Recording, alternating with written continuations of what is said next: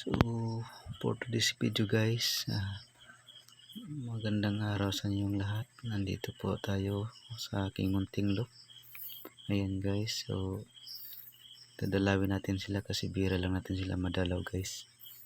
So ayan, so mamaya pala guys, mga tanghali, bibitawan to namin sa ano guys, yung tatlo dyan.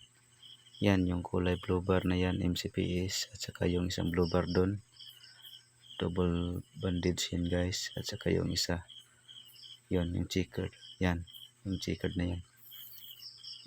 I-training namin yan guys sa city. Mamaya guys, update ko kayo kung makakauwi pa sila. So bukas pala guys, update ko kayo bukas. Sana guys makauwi sila bukas guys. Ayan. Yan guys, yung pinapakain ko pala yan, ano lang yun, 7 kinds at saka ano, Tigra 3000. Yung isa na guys, yung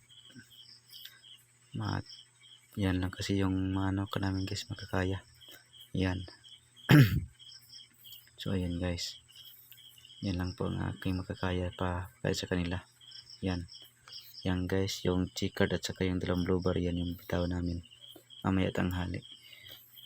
Luluwas kami ng city.